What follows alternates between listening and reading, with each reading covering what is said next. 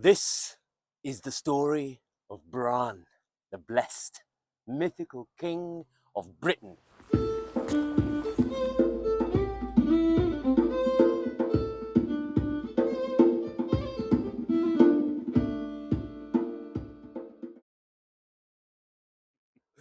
Hello, my friends. Welcome back on this glorious day.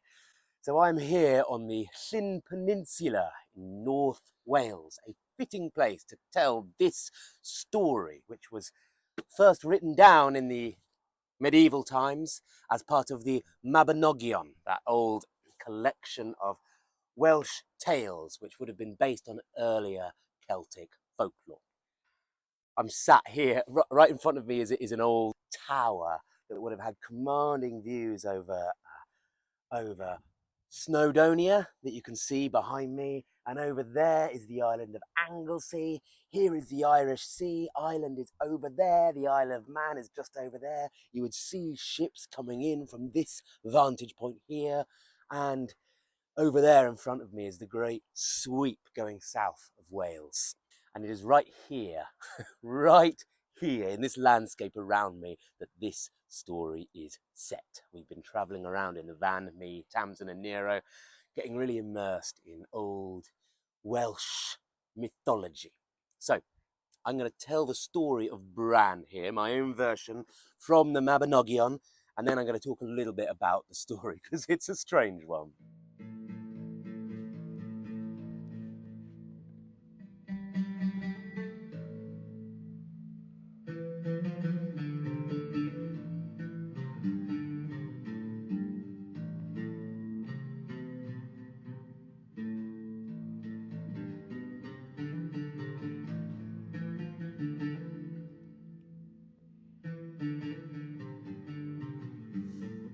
Long ago, long ago, in deep time, in myth time, Bran, the Blessed Crow, was king over all the island of Britain.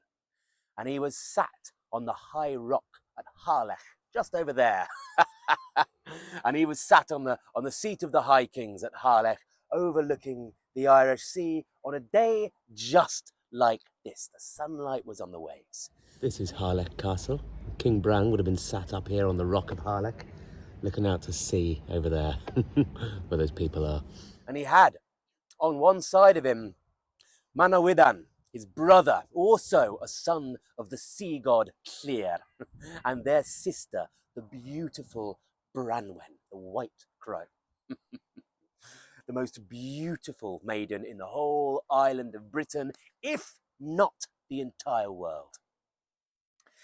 Also sat there among them were all the assorted nobles and all the princes and all the druids and the chieftains, and also Bran's half-brothers on his mother's side. Their names were Nisian and Efnisian. The names mean the good son and the bad son. And they were true to their names. Nisian, he could make peace between two warring armies that were just about to go to each other. He only did good. And his brother was quite the opposite. He only did malicious things. Even if there were two brothers at arms that loved each other hugely, he could turn them into enemies just through his poisonous words. So they were sat there on the high rock at Harlech on a day like today, and suddenly Bran, who was of course a giant, it was said of Bran that he could not fit in a house, and he was taller than all the rest. His brother and sister clearly had not inherited the giant gene from their father, the god of the ocean, Llŷr. So Bran, from his elevated position, could see coming from the west 13 ships coming from the south of Ireland. And he said to his men, there are ships coming. Go, put on your armour and see what they want. And sure enough, the ships swiftly crossing with the wind in their sails came closer to the shore of Wales. And these ships were the most beautiful ships that anyone had ever seen. They had beautiful painted sails and banners of brocaded silk tailing in the wind. And the people well-dressed, beautiful warriors were being carried in the ships, and they stopped a little way from the shore. And Bran's, men were down there on the beach, and they called out to them. And the ship, the main ship, the leader ship, pulled in front of the others, and someone on the deck held up an upside-down shield, a sign of peace.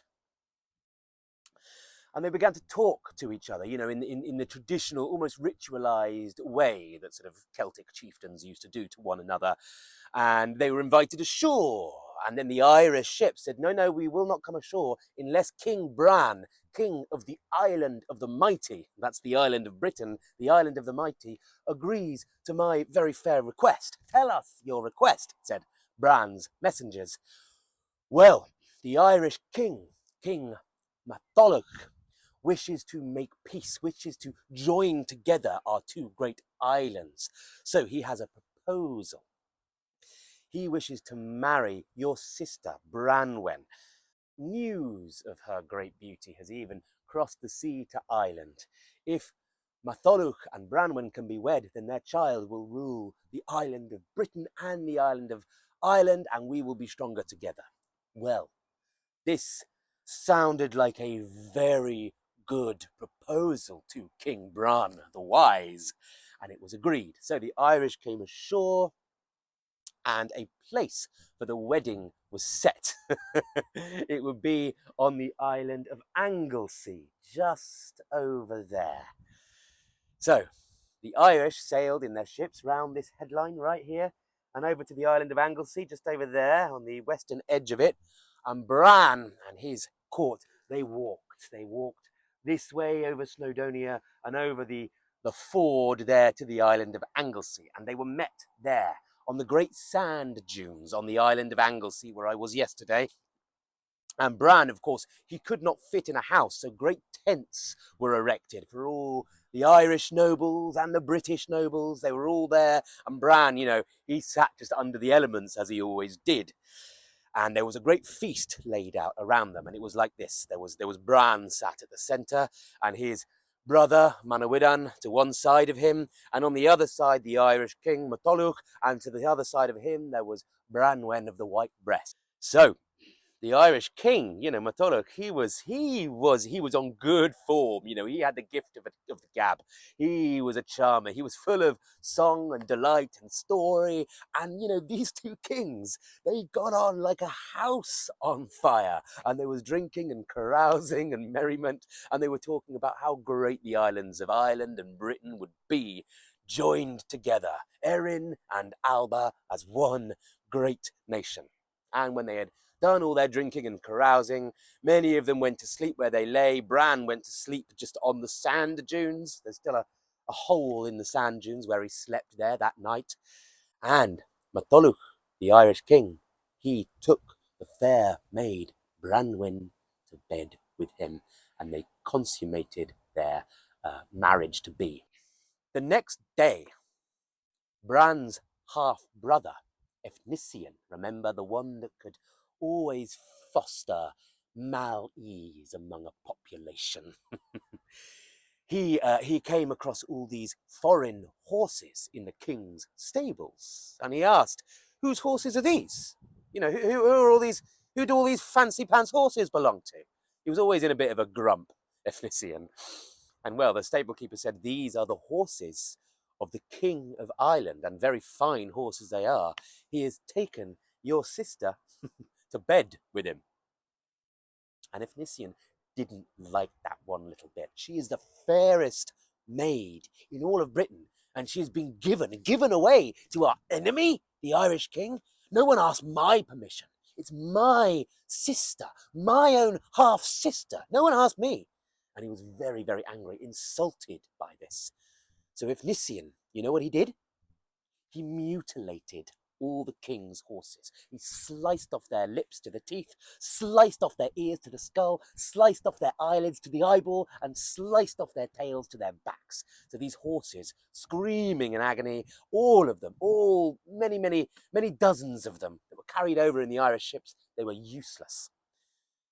When news of this mutilation, this insult, this horror reached the ears of Matholwch, the Irish king, he was very insulted, and his advisors said, there is nothing for you to do. You must go back to your ships. The deal is off. You must go back to Ireland. And he agreed. Strange, though, he thought, that they would do this insult to me after I was given this very, very, very fair maiden. And, you know, they really got on well together, Branwen and Matholwch. You know, they wanted to be together. Can't always say that in these old stories. So when news of the Irish king's sudden departure reached the ears of King Brân, he also was very, very offended. You know, my guest can't suddenly leave without asking my permission. And he slept with my sister. He can't just fuck off now. What is going on? So the messengers went after the Irish king and tried to make him stay. And they said, I can't stay. And they said, look, you need to understand, Your Majesty, what was done to your horses was done without the knowledge of your host, of King Brân. He had nothing to do with this. He's horrified as well, but it's his own brother. He can't execute him. But Brân promises you this. You will have a fine horse, the finest in the whole island of Britain, for every horse that was made. How about that? And you shall have a rod of silver as thick as your own finger and as tall as you, and a plate of pure gold as big as your own face. Well, it didn't really do enough to repair the insult, but Matholwch, who was, you know, he was a wise king. He thought, well, I will make it worse if I leave in a temper, so I have no choice but to accept. So begrudgingly, he accepted the British king's offer of recompense. And again, they were at the place of feasting on the dunes on Anglesey there. The tents were erected, the great fires were lit, there was much feasting, there was music. But the Irish king, you know, he wasn't his chatty self that he was the previous night. He was quite untalkative, actually. And Brân, you know, he obviously saw that his counterpart was not pleased, and he said, it is not enough compensation that I have given you, is it? Said Brân. You know, the horses and the gold plate and the silver rod. I'll tell you what I'll do. I've got something really special. Bring out the cauldron, he said to his men. The cauldron, the cauldron, the cauldron. And a great cauldron was brought out. It was the most precious thing that King Brân had in his treasure stores. It was a magic cauldron. Whoever goes into this cauldron dead, they will come out of it a living warrior. It is a cauldron of resurrection. The only catch is those dead warriors, once resurrected, they will not be able to speak. How could they speak of the things they have seen in the underworld? So it is a producer of infinite, silent warriors, the cauldron of resurrection. Well, surely this is recompense enough, said King Brân. It is recompense enough, said King Matholwch. He was very pleased with that cauldron. So they stayed that night and were merry, and they stayed a third night. And on the next day, having, had good hospitality and having this, this little wrinkle ironed out, this little problem having been sorted out, King Matholwch and all the Irish court went onto their fine ships, and Branwen with them, and the magic cauldron, and all the gift of fine horses from Britain, and the silver rod, and the big gold plate, and all the gifts, all the precious gifts that King Brân lavished upon the Irish king. And they sailed back to Ireland, and Branwen was crowned queen, and everybody loved her. Everybody loved Branwen. She was just a really delightful, kind person that always had kind words to say of people. And it was said that there was not a single visitor to the new Irish queen, Branwen, that did not receive some token of affection, maybe a brooch or a torque or a jewel or some gift from the British treasury, the likes of which had never been seen before. And they're still turning up to this day in burials and bogs in Ireland, these great jewels of the past. And Branwen, she, in time, bore King Matholwch a son, a beautiful boy with radiant eyes. Oh, he was a delight to everyone that saw him. And his name was Gwern, which means, in the old Welsh tongue, or the contemporary Welsh tongue, it means alder. Means alder. Who knows the symbolism of this? So that boy, as is tradition, was taken at a young age and put into foster care somewhere in rural Ireland in the hovel of some druid, and he was given the best education that a young Celtic prince can be given in all the arts, fighting and poetry and all the rest. So things were good. Things were good. This was a blessed age. But you know, eventually things began to sour. News of the insult given to King Matholwch gradually trickled through the Irish populace. And it was, you know, the Irish then as now love their horses to mutilate, to mutilate a man's horse, a king's horse. There is no greater insult to a sort of, Celtic sensibility. And, Matholwch, he found his grip on power begin to sort of slightly loosen. He had other nobles vying for power and influence that would openly insult him to his face. They would bring up the insult. They would mock him in front of others. And there was nothing he could do. He had to tighten his grip. And also Branwen, people began to gossip. There were women that were jealous of her beauty and her kindness and her generosity and how much everyone loved her. And they began to spread malicious gossip about her. Eventually, without King Matholwch's knowledge or power, he had become powerless in the situation. Branwen was taken away from the king's side, taken away from the top of the palace, and she was placed, following in the footsteps of so many fairy tale princesses and so many stories across the world. She was taken from that place of privilege and placed into the worst possible position. She was made the lowliest slave in the kitchens beneath the palace, and she had to do all the mundane jobs. She had to, wash out the pots and, clean out the sicky bins, and the butcher every day would come and deliver the meat and slap her in the face. This is a great insult for a queen. Also happened to Queen Guinevere, by the way, in the Arthurian stories. Great insult.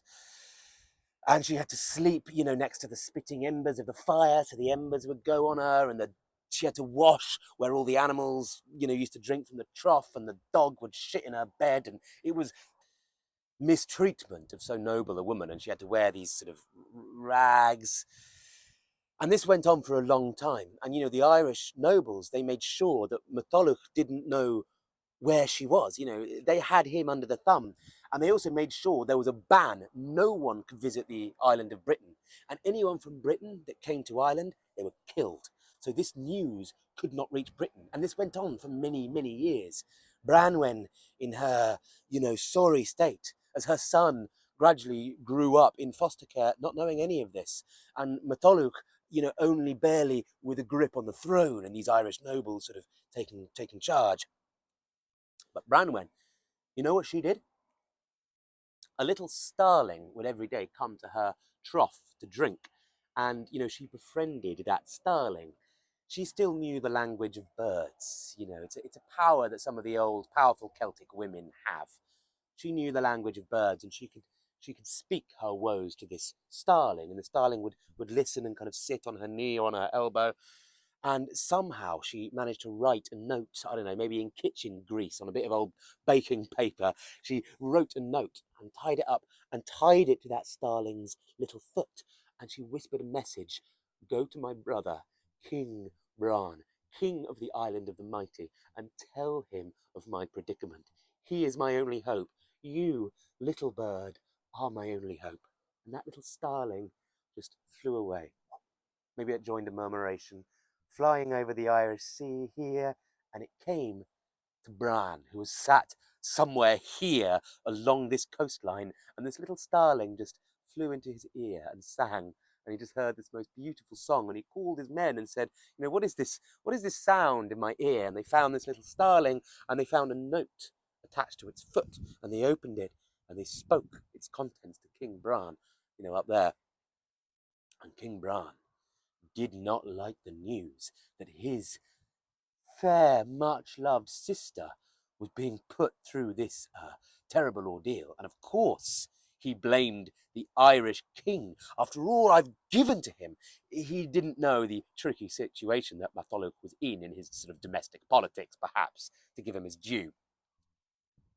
Well, Bran, he did the only thing you could do if slighted in this situation. So much kind of honour at play here.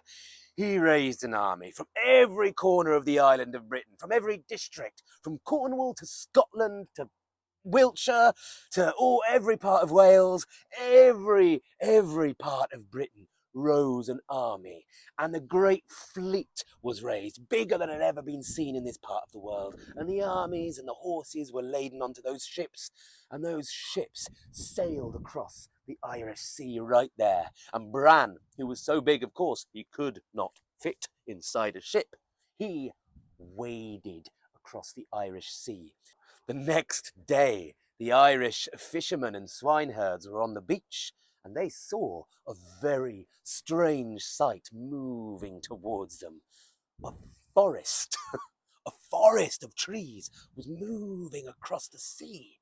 And behind the forest, a mountain was moving, getting clearer and larger. And at the top of the mountain were two great lakes blazing in the sunshine. And the swineherds, they went to King Matholwch and said what they had seen. And they said, we've seen this great forest moving across the sea. We've seen a great mountain. And at the top of the mountain is a great ridge. And either side of the ridge are two great lakes. And the whole mountain and the whole forest and all the trees are moving towards us, my king. Well, they did not know what to do. So the nobles, they went down in secret to the kitchens and spoke to Branwen. They said to Branwen, there is a forest moving across the sea and a mountain. What is this? What are these things? Oh, how Branwen laughed. They slapped her and she just laughed more, pointed at the Irish and said, that mountain is none other than my brother Bran, wading across the sea. He has heard of my predicament and he is coming to save me, and you are all dead men. That ridge, you see, is his nose, and those lakes either side are his eyes, burning with rage for what you have done to me. And that forest, they are the masts of his ships bearing armed warriors, and they are coming, and they will kill you. Oh, she was having a whale of a time, was Branwen, in her kitchen rags. Well, the Irish quickly took the news to Matholwch, and an army was raised, and they were there. And then Bran and his army landed, and they could see the size of the British army far outnumbering the Irish, and they could see King Bran, the mighty giant, and they saw they had no hope of victory. So they retreated, running away from the advancing British, and they retreated the other side of the Liffey River. The Liffey River, which is goes through Dublin today. And they set fire to the bridges. They knew that on the surface of the Liffey River there were lodestones. Lodestones are special magnetic stones, and you cannot sail over them. So they knew they were safe. They were on the other side of the Liffey River. And then Bran's army advanced and was stopped by this great river. Bran could step over it probably, but not his army, and the ships were back at the coast. And they could not sail over the river anyway because the lodestones would suck out the nails from the ships and they would collapse and everyone would be drowned. But Bran had an idea. He said these words that have echoed through the ages and are a popular Welsh phrase today. If you speak Welsh and know this phrase in Welsh, please write it in the comments. I'd love to hear. The phrase is this: he who would be a leader, let him be a bridge. It's generally meant sort of metaphorically, this phrase, I believe, but here Bran went it quite literally. He laid down, boom, in his giant form and stretched over the Liffey River. And then his men laid wooden hurdles over him, and the army and all the horses and all the men could cross over the back of Bran as he bridged the River Liffey. No lodestones involved. I suggest to you, my friends, that the hurdles over Bran's back were alder wood, which is why Bran is symbolically associated with the alder tree. I've done a video on the alder tree on this channel. It has also been suggested by others that the place where Bran made a bridge over the River Liffey is exactly where the city of Dublin is today. The old name for Dublin, the original name, is Place of the Ford of the Hurdles. So this is probably where Bran made a ford so his army could cross over. The Irish, understandably, were shitting themselves. There was nowhere to go. They went to sue for peace with King Bran, but King Bran would have none of it. They even offered him to give the crown of Ireland to his nephew, Gwern, but Bran was like, I'm having the kingship of Ireland and I'm going to kill all of you. His rage could not be abated. So again, the Irish nobles, they went to Branwen. They went to Branwen and they said, help us. And Branwen said, do exactly what I say. You will do these things. My son will be crowned King of Ireland. Today, tomorrow at the latest, my son. You will release me from this indignity. And to appease Bran, you need to do this. Bran has never been inside a house. You will build a house big enough for him. Big enough to house him and all his army and all of the Irish army and all of the nobles. And there within that house, there will be a feast. And there in that house, my son, Gwern, will be crowned king. And you tell Bran, this is my desire, and tell him that I am asking my brother to stop, to sue for peace on these terms, and you will find that he will find them pleasing. The great house was built. Maybe the Irish druids had something to do with it, you know, making these great sarsen stones. It must have been a part built by magic. It was built very quickly, at least. But the Irish, they had a cunning plan. Now, I don't know if King Matholwch had anything to do with this. Maybe it was those dastardly Irish nobles. But they had a cunning plan. You see, this great house, it had 100 columns around it. And on every column was a peg. And on every column, on every peg, they hung a sack. And in every sack was flour, and hidden inside the flour was an armed warrior waiting for the command to release himself and attack. So they were going to ambush. They were going to ambush the British. This is a very unnoble thing to do. You know, if a truce is declared, if there's hospitality under Celtic laws, to break that is a you know, that's a bad thing, really bad thing. Now, the two armies were amassed, and King Bran and his army from the Island of the Mighty were about to enter this huge house, this huge palace. But Efnisien, remember him? Efnisien, the one that started all of this by mutilating the horses. Efnisien stole into the palace, and he was casting his malicious gaze around the place, and he saw all these bags of flour, and he thought, this looks suspicious. And he turned to one of the Irishmen and said, what's in this bag? And the Irishman said, that's flour. It's just, you know, flour. Self-raising. Flour, eh? Interesting. And Efnisien started to sort of prod this bag, and then he found where there was a kind of, you know, bit of metal, and that was a helmet. And he just got his hand and just crushed the skull so he could feel the brains kind of glooping into the flour. And then he strode over to the next bag and pointed at it and said, what's in this bag? Flour? Yeah, that's flour, said the Irishman. And he crushed the skull of that warrior. And then he carried on. Next bag.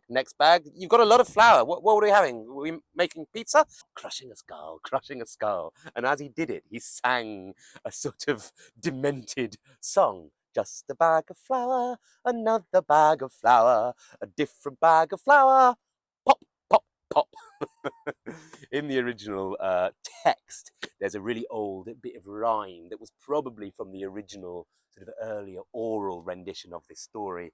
I don't speak Welsh, so I can't tell it to you, but it's making a pun on the word flower in Welsh. It's the same as English. There's flour like you make bread with, but also flower like one of these, like the sexual organ of a plant. But there's another layer to this pun in Welsh where a flower, this kind of flower, is a warrior, the flower of the battlefield, like a champion, a hero, the flower of youth. So he was making a pun on that whilst crushing these skulls and looking the Irish in the eyes as he did so, knowing that they couldn't really do anything. You know, they couldn't break the ruse. And also a man that can crush a skull with one hand probably isn't the kind of man to be trifled with. More on him later. So, Efnisien had killed every single hidden Irish champion, and he said not a word. And then in came King Bran and all his retinue, and his brother Manawydan, and Taliesin and Peredur and Gwelach Mai, the Hawk of May, and all these Welsh champions and all the heroes. They all came in and took their places. And then the Irish all came in, all the champions and all the druids and King Matholwch himself, and they sat opposite one another and they looked each other in the eye and they smiled and they embraced one another like brothers, It had been years since they'd seen one another, and a truce was made. And then drink was shared, and little Gwern, little Alda, the prince, the new prince of Ireland, was brought in, and Matholwch, with great solemnity, took off his crown and placed it on the head of his son. And Bran nodded. His nephew, his sister's son, would be king of Ireland. This will do nicely. And then they began to feast, and the little boy, little Gwern, he must have been 6 or 7 years old, and he was just a little cherub. Oh, his eyes were like the sky. He had little blonde curls, little ruddy cheeks, and he went to his uncle Bran, and Bran, picked it. It was very small in his hand, probably, and Bran was delighted by the presence of the little boy. And then he ran to his daddy Matholwch, and he was delighted. And then he ran to Mummy, and then he ran to Uncle Nisien and Uncle Manawydan. But you know who he didn't run to? He didn't run to his weird uncle, Efnisien. And Efnisien was, quite put out by this. This is a delightful boy. He is the king of Ireland. He is running to my brothers and all these other nobles, but why isn't he running to me? And Bran, he knew what his half-brother was like, and he was like, Gwern, go and see your uncle, Efnisien. And everyone kind of went quiet, and Efnisien, went like this, come see me, nephew.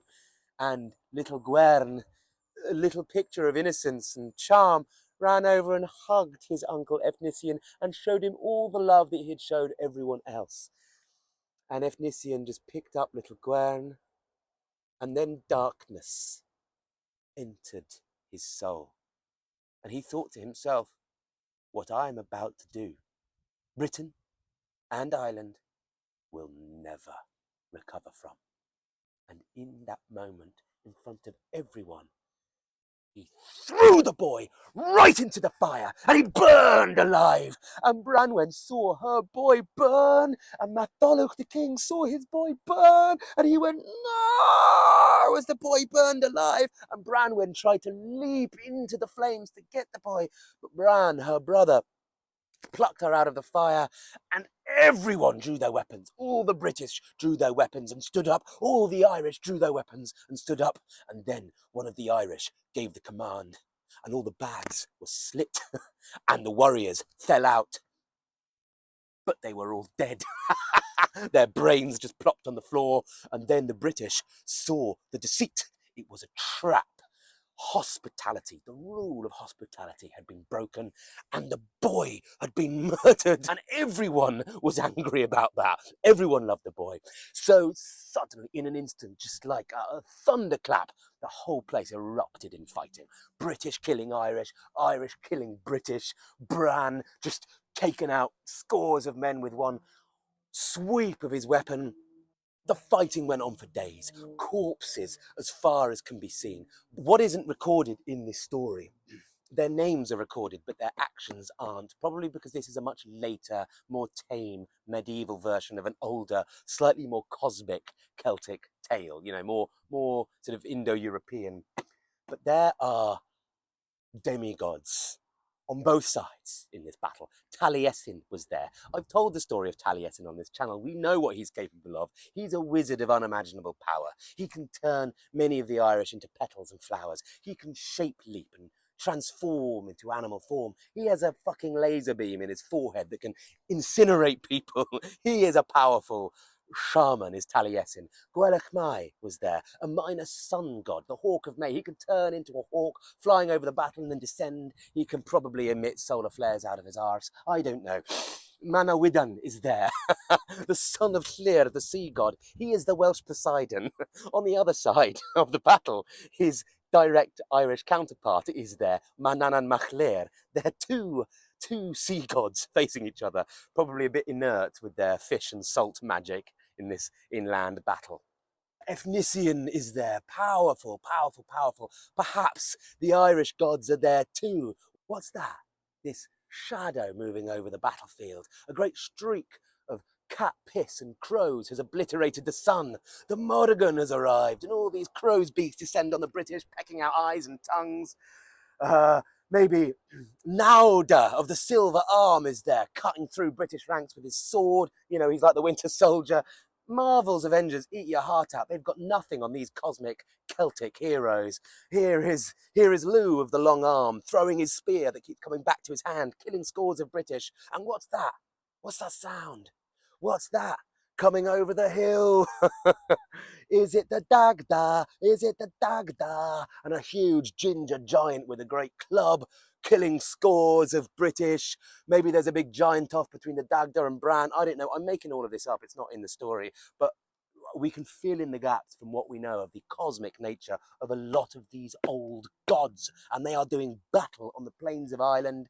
And the fighting is going on for days. And the British are winning. They outnumber the Irish. But the Irish have the magic cauldron that was given by King Bran. The magic cauldron that had come out of a lake from the other world. The Cauldron of Resurrection. So every night, even though scores, hundreds of Irish are killed, they're all put back in the cauldron, and the fire is kindled under the cauldron and it's turned into a great bubbling soup.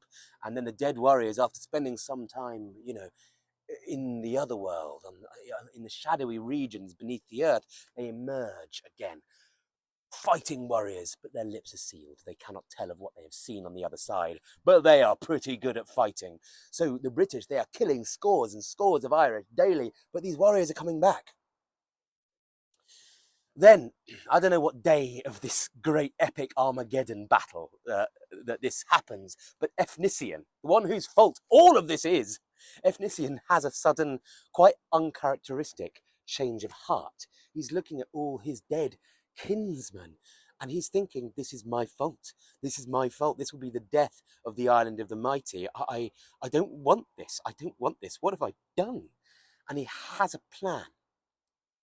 Efnisien hides himself among the Irish dead, among the corpses, and being mistaken for an Irishman, he is plucked up and placed into the cauldron alive.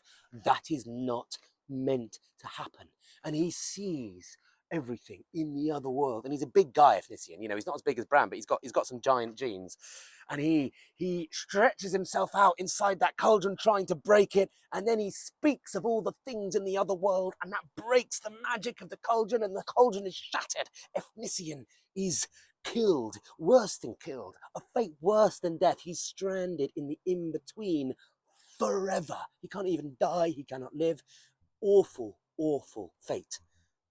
But in doing so, he saves the British, because the Irish can no longer resurrect, and the British eventually win. They kill everyone. There is not a living soul left in Ireland, man, woman, or child. King Mythic, he was killed by King Bran. All the Irish demigods were killed by their British counterparts. There were just 5 women left, 5 pregnant women hiding in a cave on the far west of Ireland. And they all gave birth at the same time to 5 men who grow up and all have sex with each other's mothers, and they repopulate Ireland. And they become kings of the 5 provinces of Ireland today. I suppose you could say, technically, I am descended from one of those cave women, the one that would be Queen of Ulster, being a descendant of the Ulsterman myself. The British, for their part, there were only 7 men left. There was, of course, Mabinogion, the brother of Brân. There was Taliesin, there was Gwelach Mai, there was Peredur, there was Branwen herself, and there was King Brân. But King Brân had been wounded in the foot, or maybe the thigh, or maybe the groin, with a poisoned spear, because Brân was a fisher king. If you know the story of the fisher king, you'll know what I mean. Wounded in the groin with a poisoned spear, and he could not get better. And he knew he would never be able to be king of Britain again with this mortal condition. So he ordered his men, his remaining men, to cut off his head. And they did so. And Branwen was so heartbroken at the loss of her son and her husband and now her brother, she died right there and then of a broken heart. And she was buried in a 4-sided grave, which I think was probably a Neolithic burial chamber. Brân, though, he's a demigod. He didn't die from having his head cut off. This massive head, as big as this tower in front of me, still spoke, and it was quite affable and jolly. And he said to his men, the head of King Brân, "This is what you're going to do. We're going to sail back to Ireland now. And we are going to stay in Harlech for 7 years to heal from this great tragedy. And then we're going to go for another place for 70 years. And then you're going to bury my head underneath the Tower of London, because even in death, I will defend the island of the mighty." So with that, with sorry hearts, they returned to Britain, having buried Branwen. And they returned to Harlech, just down here on the coast. And there in the palace, they were given great feasting and wine, and they were comforted by the 3 sacred birds of Rhiannon, Queen of the Wild Horses. And these birds sang such beautiful music, flying in and out of the windows of the palace, that all the men forgot their sorrows, forgot their kinsmen that were killed, their wounds were healed, and they stayed there happy for 7 years. And then they went to the next place, a mythical island out there in the sea between Wales, Ireland, and Cornwall. And there was a great palace for them there, shaped like a great head with 3 faces. And they called themselves the Company of the Severed Head, quite grim. And Brân went with them, just the head, and the head was put in a great podium, and there were 3 doors to this great palace, this great magical palace, this palace in the other world. 2 of them were open. One faced Wales, one faced Ireland. One was closed. The closed one faced Cornwall to the south, down there. And Brân said, "We can never open the door to the south. If we open the door to the south, to Cornwall, this whole palace will cease to exist, and we will have to return to the island of the mighty, Britain. But while we are here and the door remains closed, we have everything we wish for." And they did not age in the 70 or 80 years they were there. If ever they wished for music, it would play in their ears. If ever they wished for mead or wine or ale or food or feasting or women, it would be just provided magically to them. This is a classic otherworld motif. But eventually, after 80 years, Bran's brother, Mabinogion, said, "Enough's enough. I'm opening the door." And Brân said, "Do as you wish." You know, this severed head that spoke wisdom. Mabinogion, demi-sea god, opened the door to Cornwall. Sure enough, there's Cornwall. And in that moment, the palace just vanished. And they were on a seagull shit covered rock. And they were covered in seagull shit themselves. And it had all been a strange dream. And they began to age in moments. And then they decided, it's time. It's time. We need to bury the head of our king under the Tower of London to defend Britain from invasion. Britain, by the way, in the 70 or 80 or 90, nearly 100 years they had been returning from Ireland, had fallen into disarray. Caradog, the son of King Brân, who had been set to, look after the realm with his 7 advisors and their 7 horsemen, they had been dissent. An invisible swordsman had killed them all. That's another story. And Britain had split into many tribal warring kingdoms, which is exactly how the Romans probably had found them and conquered Britain. It was not the same. We'd moved from the myth time into history now, and it was grim. But the company of the severed head, these 7 men, carried the head of Bran. They needed 7 of them to carry him because his head was so big, all the way across Wales, across England, what is now England, to where the Tower of London stands today. And they buried his head there, facing France, facing off invasion. And there he remained until another mythic king, King Arthur, decided he would dig up the head, thinking, if anyone is going to defend Britain, it's me. And for a while he did. He fought off the Saxon invasions, but we all know how that turned out. Probably a bad idea to dig up the head of King Brân. The Saxons did invade in the end, hence why I'm speaking English to you now and not Welsh. But the story of King Arthur, my friends, is another story. That was the story of King Brân and his sister Branwen, the White Crow, and how Ireland and Britain was laid to waste in the Age of Myth. Thank you.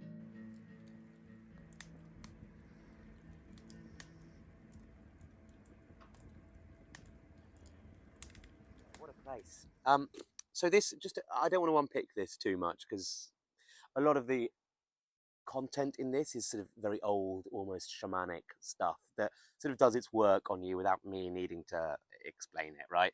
But just a bit about the historical text. This is the Mabinogion. So this was written down in, the 12th, 13th century, so medieval text, based on earlier Celtic folklore, as I said before. But what we've got here is something kind of slightly frozen in time. So sometimes I think it's worth kind of breaking it loose from the page a little bit. It was never really meant to be imprisoned in pages, Also, we have no idea how far back the origins of this story go, but probably quite far, I imagine. Probably at least the Celtic Iron Age, maybe even early Bronze Age. There's bits in this that feel ancient and that resonate with other worldwide myths. We have a suggestion of the Great Flood here, don't we, with the sea being narrower back in this ancient mythic time. So that could be a memory of, when Britain and Ireland used to be connected and to mainland Europe, the flooding of Doggerland, that sea level rise a long time ago. So a very distant memory. There's other stuff that just feels very Bronze Age in this. The cult of the head, this talking head of King Brân. We see this in archaeology.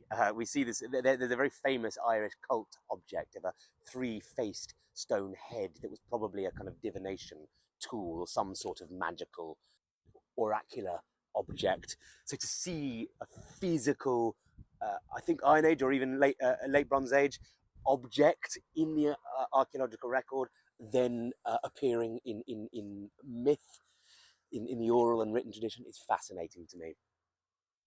The head is the seat of the intellect to the Celts, the seat of the soul, unlike other ancient peoples where it might be the heart. I think we've inherited this in the modern age, don't we? We think of a person as being in here instead of in here or anywhere else. Other archaeological objects that appear in this story is, of course, the Gundestrup bowl, silver object remarkably found in a bog in Denmark, stolen away, but probably originally from Britain or Ireland. There's a panel on the inside of this silver bowl, the Gundestrup cauldron, that is probably from this myth. It's a kind of divine figure dunking a warrior in a cauldron, and then these living warriors emerging from it. So a sign of how old this myth is, and that it's linked to the archaeological record. So it's older than the medieval. That's what I'm saying. It's also really interesting and kind of ironic that this story is, in the medieval period, is clearly an attempt by the subjugated Welsh to reclaim their rightful place as kind of the original people of Britain before these bloody Anglo-Normans arrived, or even the Anglo-Saxons arrived before them. This story is written down in about the 13th century, Interestingly, Harlech that appears in this story, that rock is now the site of an Anglo-Norman castle. It was built by Edward I, who was the very guy that subjugated the Welsh.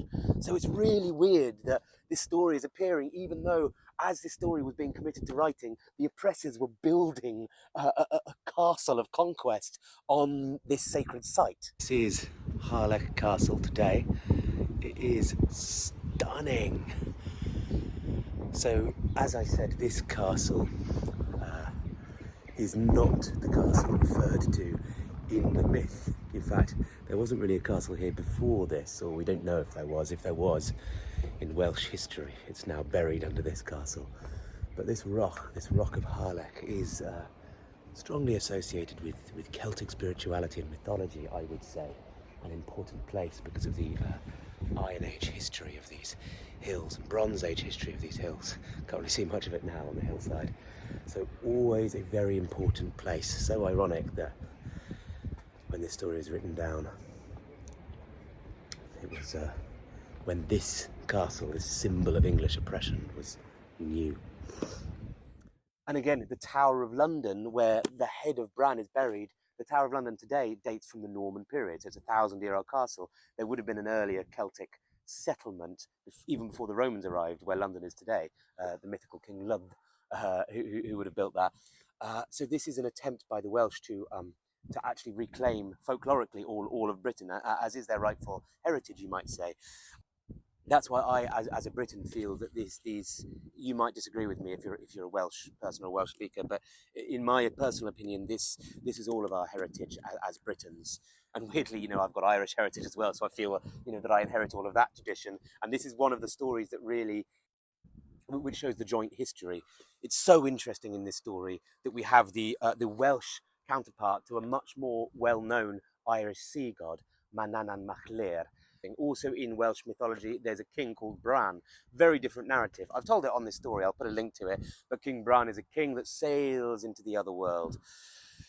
In fact, all of Ireland in this story feels like it's a metaphor for the other world. So I think in whatever original form of this story, maybe millennia ago, that is now lost, most of the story will take place in Britain, but also in the other world that exists across the sea.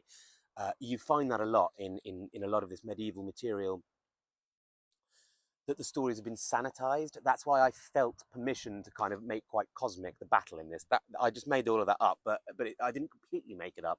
I was taking it from older stories. The Mabinogion is just, when you read it, oh God, you're just like, oh, all these bloody details, and I was like, what's the relevance of this? And why is it so, they've increased the realism, I think, and also because Britain is Christian now and has been for, quite a few hundred years. I think the more cosmic elements and certainly the divine elements have been taken out of it. So Mabinogion in this, even though in his Irish counterpart is still a sea god, in this he's just a nobleman. I don't think he would have been originally.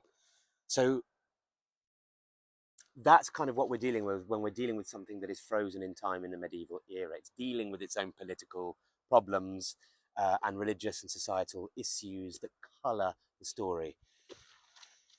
I think that's about all I have to say without waffling on too much. I will bring you more stories from this beautiful land of Wales. Really enjoying our time here. So I'll see you again soon, my friends, with some more Welsh or British mythology. Thank you.